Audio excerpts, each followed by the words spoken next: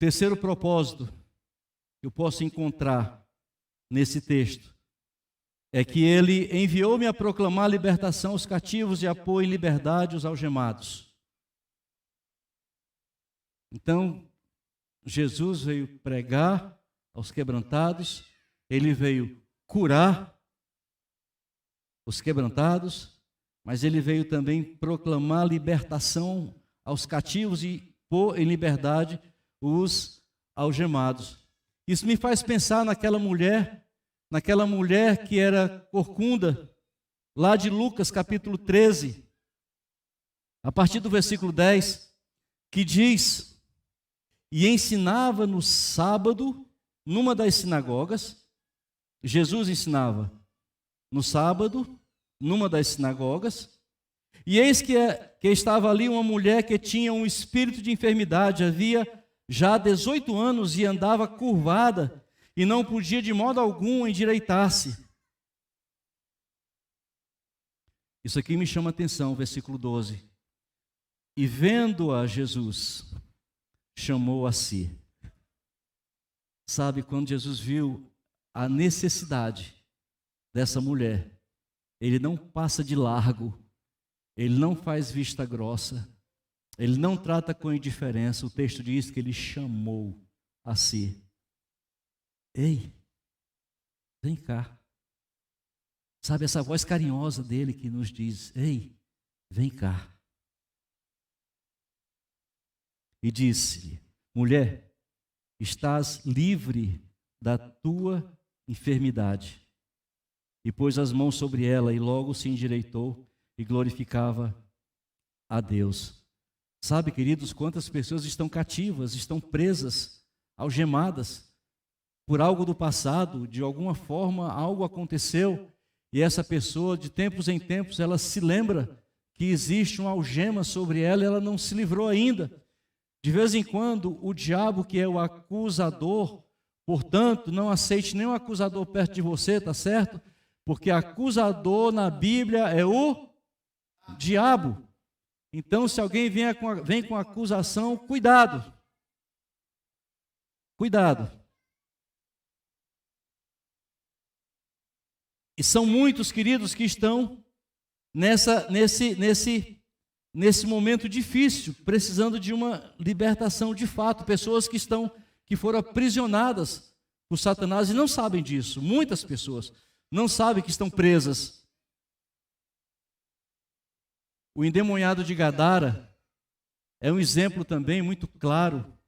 Alguém que vivia no meio dos sepulcros, alguém que metia medo nas pessoas, alguém que não era conhecido como uma pessoa, mas vivia como um animal.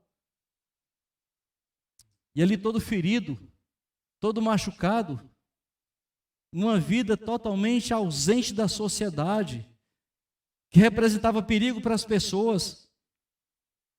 Mas no momento que Jesus chega ali, a história desse rapaz muda.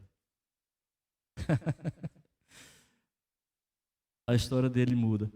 Me chama a atenção esses dois casos, porque tem algumas coisas em comum.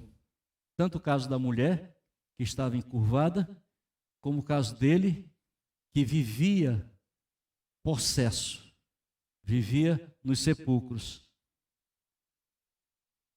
Normalmente, quando Jesus se aproximava de alguém para curar, era de praxe. Ele fazia a seguinte pergunta: que queres que te faça? Era muito normal Jesus perguntar. Mas esses dois casos, Jesus não pergunta.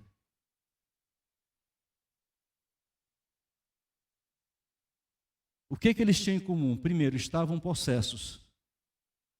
Por estarem possessos, eles não eram sequer dono de seus atos, porque o demônio quem fazia por eles.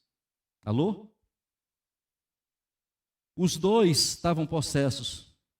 Os dois viviam presos, algemados. Aquela mulher há 18 anos. Imagina a pessoa há 18 anos e tudo que ela tinha era um demônio que levava a ser desse jeito. Há 18 anos.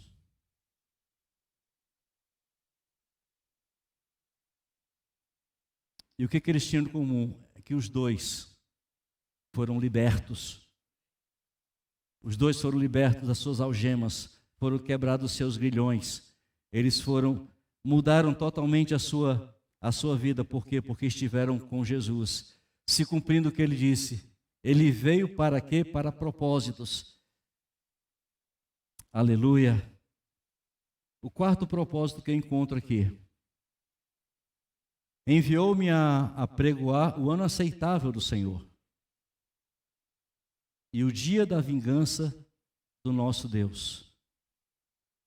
Enviou-me a pregoar o ano aceitável do Senhor e o dia da vingança do nosso Deus. Essa palavra, apregoar, ela no grego, essa palavra aqui, ela é querisso. Existe a palavra evangelizar, pregar, que é evangelizomai, mas aqui não é evangelizomai, que significa anunciar boas novas, boas notícias. É querisso. E querisso tem um sentido mais amplo. E ele fala aqui, o que significa ser um arauto, oficiar e proclamar como um arauto, sempre com sugestão de formalismo, gravidade, alô? Ou seja, é um anúncio emergente, algo urgente, algo que está, sabe, por isso o arauto o que ele faz? Ele grita. Uma autoridade que deve ser escutada e obedecida, publicar, proclamar abertamente. Hebreus 3, 7 e 8 diz: portanto, como diz o Espírito Santo, se ouvirdes hoje a sua voz, não endureçais os vossos corações, como na provocação, no dia da tentação, no deserto. A mensagem, queridos, hoje ela deve ser mesclada em receba Jesus e Jesus está voltando. A mensagem ela tem que ser dita, precisa ser dita, não pode ser omitida de que Jesus está à porta.